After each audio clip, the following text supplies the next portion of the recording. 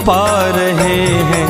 रचा है सृष्टि को जिस प्रभु ने, वही ये सृष्टि चला रहे हैं। रचा है सृष्टि को जिस प्रभु ने, वही ये सृष्टि चला रहे हैं।